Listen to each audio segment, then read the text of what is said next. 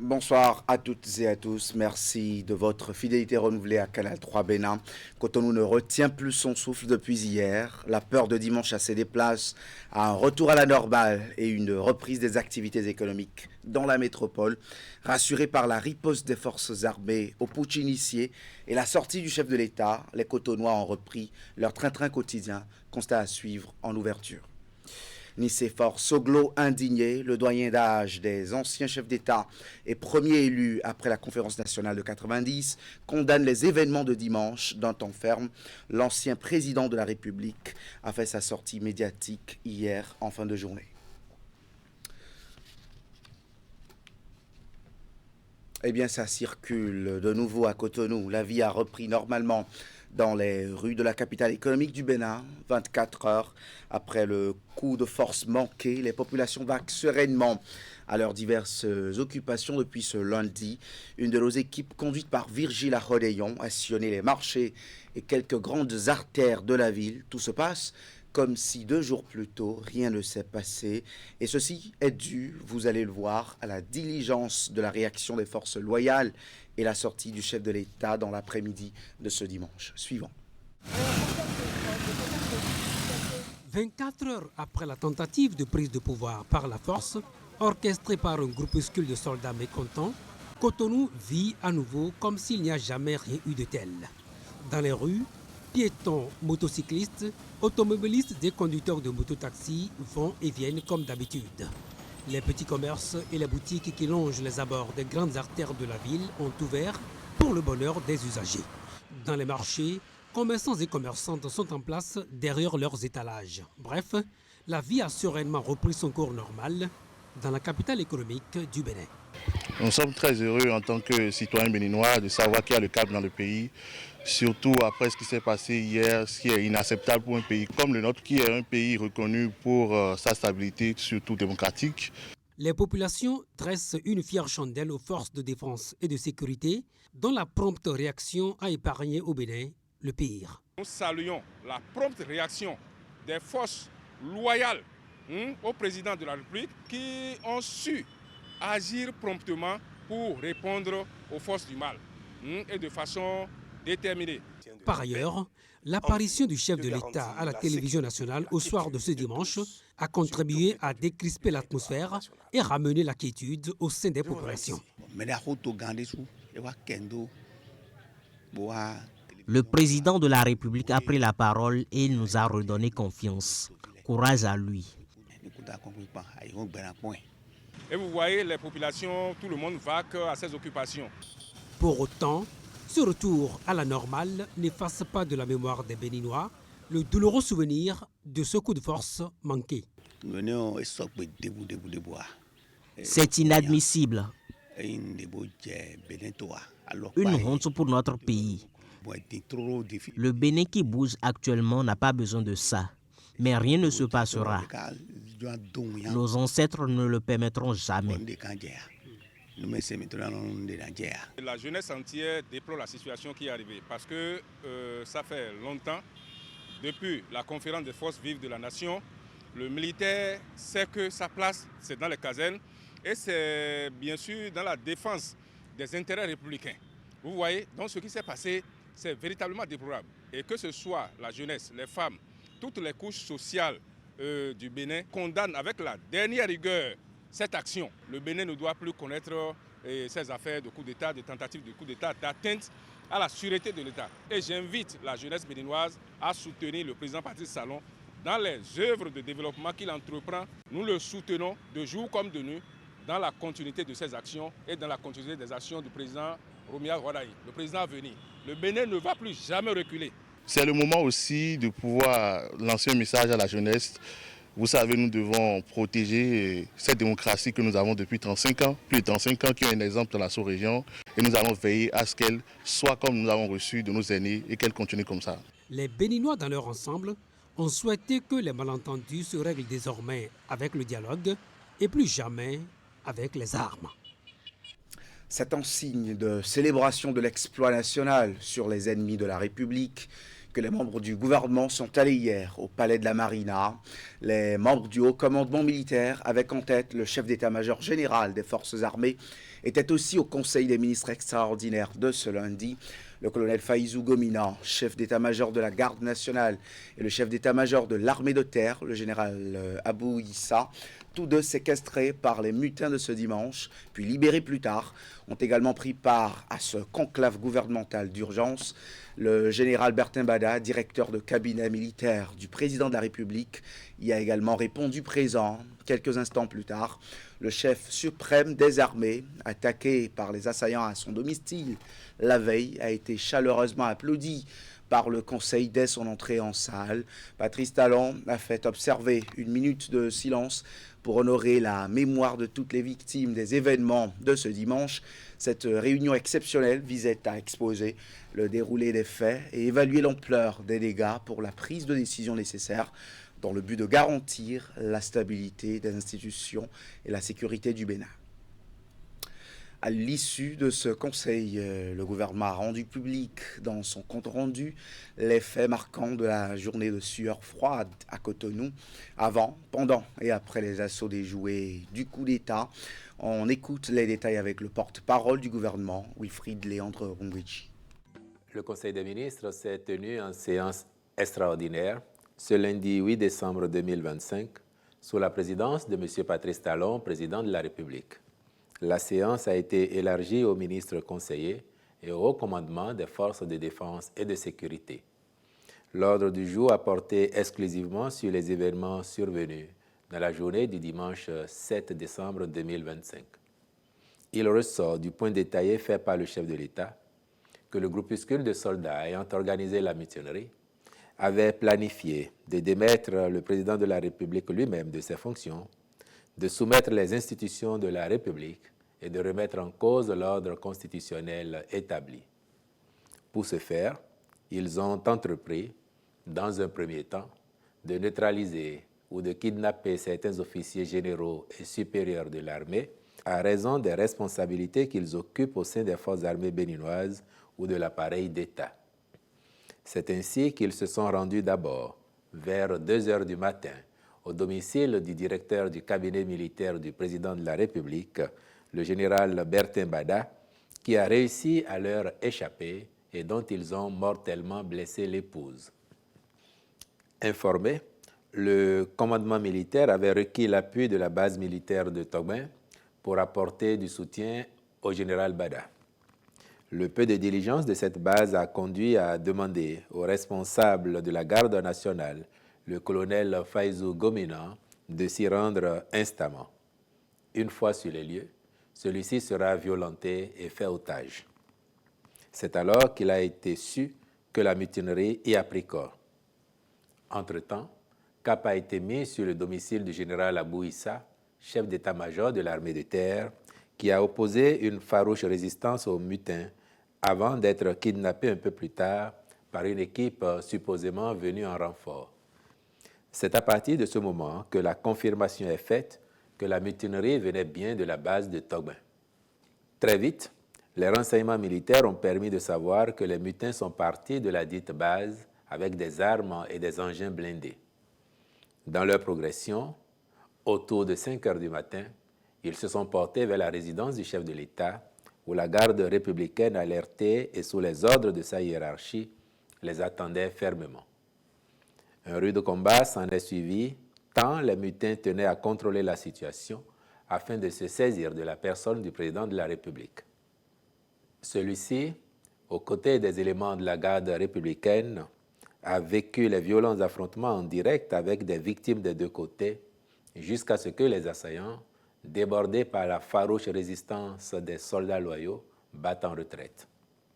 Mais, tenant à exécuter la suite de leur plan, les mutins se sont dirigés vers la télévision nationale qu'ils ont contrôlée pendant un bout de temps, y faisant une déclaration avant d'en être délogés par l'armée loyale. Pris de panique, ils ont donc décampé, abandonnant sur place certains de leurs éléments qui ont été aussitôt arrêtés. Pour autant, les soldats mutins n'avaient pas résolu de jeter les armes. Loin s'en faut, puisque quelques instants après, Ils ont essayé d'ouvrir d'autres fronts, notamment à la base militaire de Togben, où ils disposaient encore de blindés. Rapidement, l'armée républicaine, renforcée par les casernes voisines, a encerclé la base, rendant tout mouvement des mutins impossible et se tenait prête à donner l'assaut final. Et voilà, l'ancien président de la République, Nicéphore Dieudonné Soglo, a exprimé son indignation face à cet acte ayant mis en péril la stabilité de la nation béninoise. Le premier président de l'ère du renouveau démocratique du Bénin dit condamner ces actes contraires aux valeurs républicaines. On l'écoute. J'ai pris connaissance avec consternation et une grande indignation des informations faisant état d'une tentative de coup d'État militaire visant la déstabilisation des institutions de la République du Bénin. En ma qualité de premier président de l'ère du renouveau démocratique, je condamne avec la plus grande fermeté la tentative de remise en cause de l'ordre constitutionnel intervenu ce dimanche 7 décembre 2025. Grâce à la bravoure des forces de défense et de sécurité, notre pays a évité le pire. Au prix du sacrifice suprême, les forces de défense et de sécurité ont su préserver l'intégrité de la République et assurer la continuité de l'État grâce à leur loyauté et à leur professionnalisme. Aucun projet politique ne peut justifier la violence, encore moins le sacrifice de vies innocentes.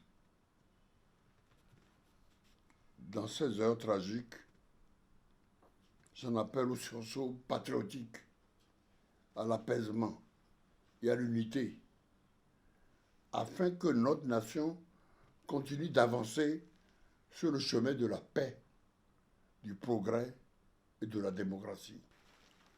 Cette tentative de coup d'État a malheureusement fait des morts, hélas. C'est avec une profonde tristesse que j'ai appris les pertes en vies humaines survenues lors de la récente tentative de coup d'État. En ces moments de douleur et d'épreuve, je tiens à exprimer ma compassion la plus sincère aux familles éplorées. Que la mémoire de leurs proches disparus demeure à jamais une source d'inspiration, de force et d'unité. Les femmes des marchés et les conducteurs de mototaxis de Cotonou ne sont pas restés en marge de cette vague d'indignation. Des hommes et femmes de ces couches sociales, porteurs d'un message de soutien au chef de l'État et animés d'une détermination farouche, étaient hier les hôtes du maire de la ville. En 2 séances à l'hôtel de ville, l'autorité municipale a écouté ses administrés en promettant de transmettre leurs sentiments au président de la République. Reportage Hugues Vignigbe, Henri Ganti.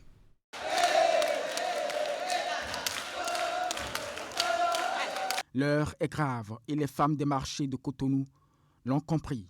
Laissant marchandises et clients, puis bravant la pluie de ce lundi matin, elles sont sorties en masse pour rencontrer la première autorité de la ville. Objectif, témoigner leur soutien au président Patrice Talon, cible ce dimanche d'une tentative de coup de force.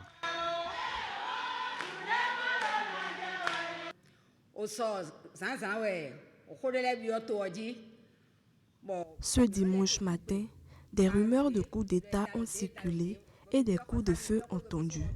Nous, les responsables de marché, nous sommes appelés pour condamner les faits. Nous, les femmes des marchés, soutenons le président jour et nuit. Dépositaire du message et envoyé spécial auprès du chef de l'État pour transmission, l'édile de la municipalité de Cotonou accepte la mission à lui confier et félicite ses visiteuses pour la démarche républicaine. Peu de temps après, ce sont les étudiants qui réchauffent la salle de conférence de la mairie.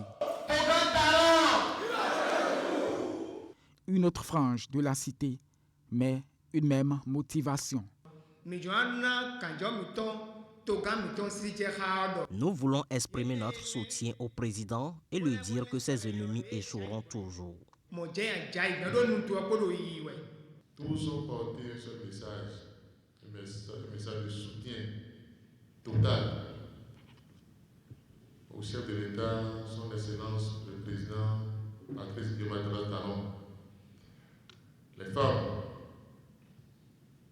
des marchés comme des Amazones ont dit qu'ils pouvaient compter sur elles.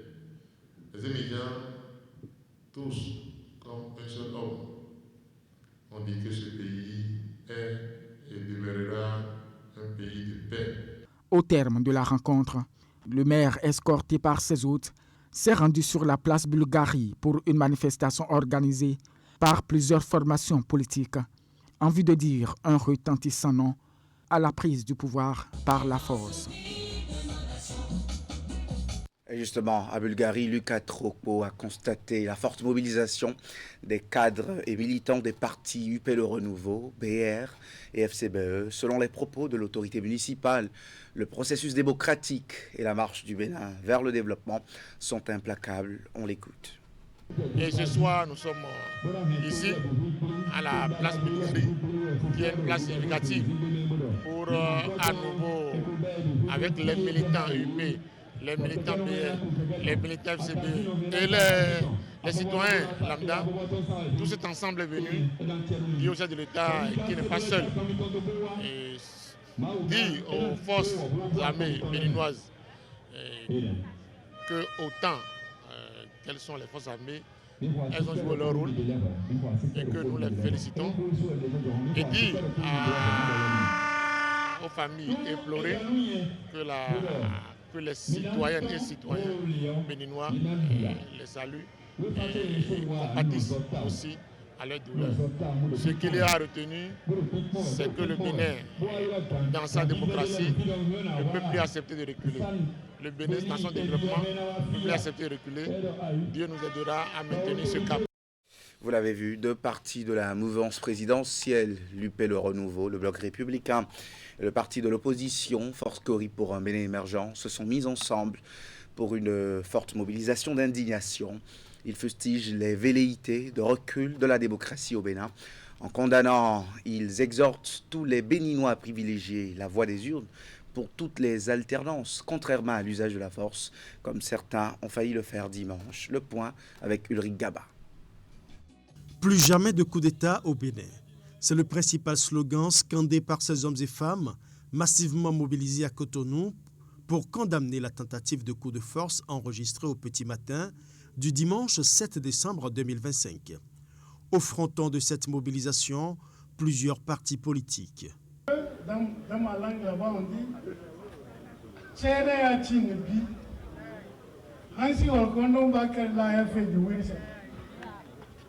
veut dire qu'il restait un tout petit peu qu'un chien enragé allait tuer notre mouton de tabaski, c'est-à-dire notre mouton de sacrifice.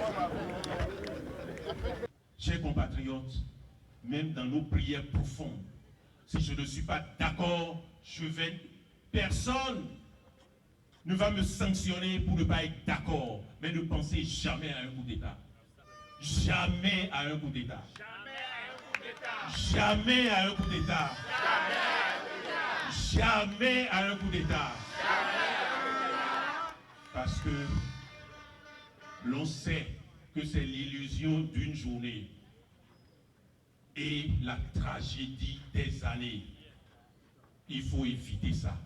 Je voudrais, au nom du parti Force Cori pour un Bénin émergent, demander aux autorités béninoises de faire la lumière sur cette affaire et de faire subir la rigueur de la loi à ceux qui se sont rendus co-auteurs ou complices de ce triste événement.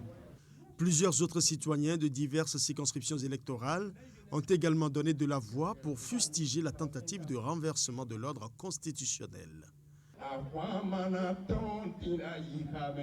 À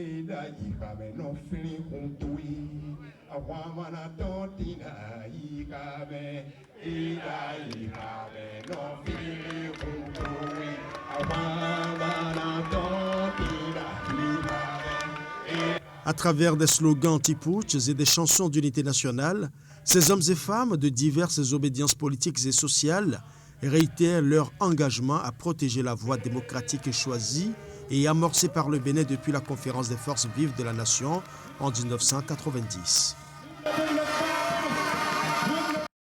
Malgré un agenda chargé à Abuja où se tient la session parlementaire de la CEDEAO, Issa Salifou n'a pas levé le pied sur ses engagements politiques nationaux. Le week-end écoulé, le député a choisi de revenir au contact de sa base électorale pour remettre en ordre de bataille les troupes de la première circonscription électorale. Après une mobilisation réussie à Karimama, il a posé ses valises à Malanville où il a galvanisé militants et sympathisants de l'Union progressiste Le Renouveau. Stanislas Ferland-Lanlozet pour le reportage. À Malanville, ce dimanche 7 décembre, la situation qui a secoué le pays en matinée ne les a pas empêchés de sortir massivement à l'invitation de leurs leaders politiques. Les fils et filles du Dandiganda, fortement mobilisés au domicile privé de l'honorable Issa au quartier Tacitedi de Malanville. Candidat aux prochaines consultations électorales, Djamilatou Sabi Mohamed, Youssouf Issa, El Hadj Zinatou Oseni Saka ont marqué de leur présence cette rencontre avec leur base politique. Occasion pour leur aîné et figure emblématique de la politique béninoise d'inviter chacun d'eux à être plus proche des militants à la base. Toute chose qui leur garantit un succès sans précédent dans les urnes. D'habitude, il y a des candidats qui travaillent, il y en a d'autres qui ne travaillent pas. Il suffit que les gens soient bien positionnés, ils profitent de ceux qui sont mal positionnés et finalement, ce sont eux qui sont élus et les autres ne sont pas élus.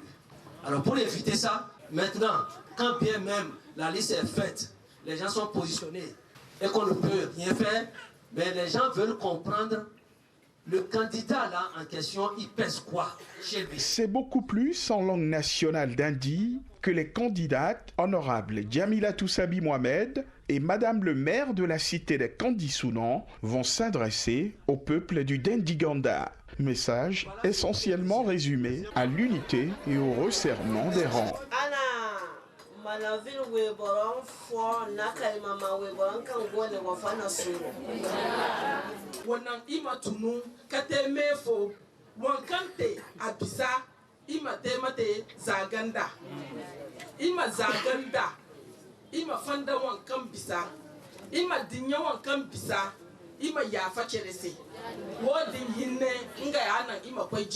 À son tour, le deuxième candidat titulaire de la liste Union progressiste Le Renouveau dans la première remercie les braves militantes et militants pour avoir été aux côtés de son père pendant environ 3 décennies.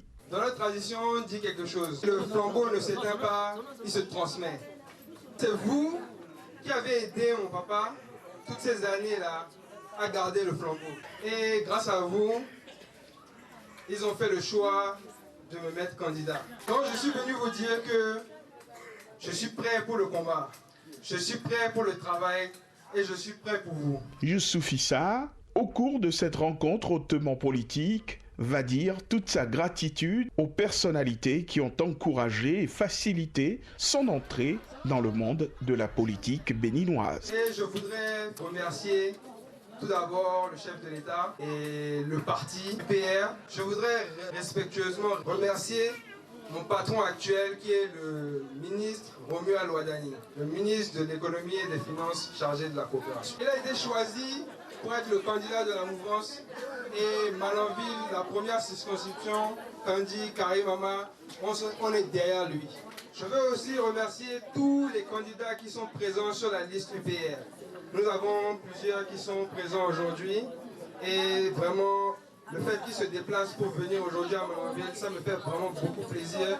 Et je pense que grâce à ça, on pourra gagner les élections. Comme dans les autres communes qui composent la première circonscription électorale, à Malanville, le député Salifou Issa travaille à faire revenir au bercail plusieurs militants mécontents qui ont pris leur distance avec le parti Union progressiste.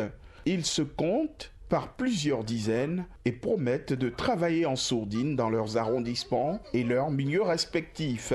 C'est leur seule manière à les entendre de permettre au parti d'avoir le plus grand nombre de sièges, de conseillers et de députés à l'issue des consultations électorales à venir.